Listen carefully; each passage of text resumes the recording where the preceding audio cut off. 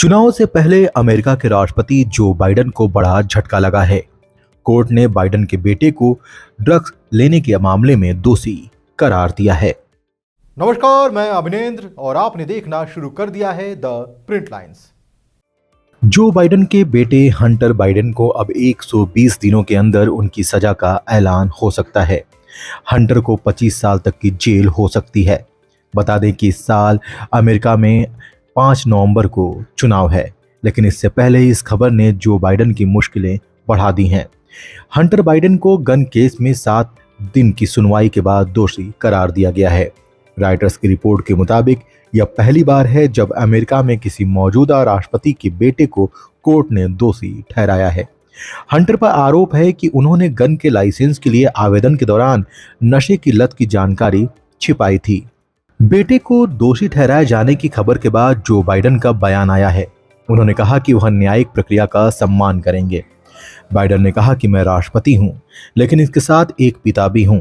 कई परिवार जिनके प्रियजन नशे की लत से जूझ रहे हैं, वो इस भावना को समझ सकते हैं कि नशे की लत से बाहर आना और फिर मजबूती के साथ उबरना क्या होता है। It's the most significant gun legislation in nearly 30 years. We passed it only because you went out and worked like hell to get it done. May have the idea, but you got it made. You made it happen. It was designed to reduce gun violence and save lives, and I'm so proud of the tremendous progress we made since then. अक्टूबर 2018 में Hunter ने Colt cobra revolver खरीदते समय सही जानकारी नहीं दी थी। उस वक्त हंटर ड्रग्स के आदी थे और नशीली दवाओं का नियमित सेवन करते थे। उन्होंने बंदूक खरीदने के लिए डॉक्यूमेंट में गलत जानकारी दी।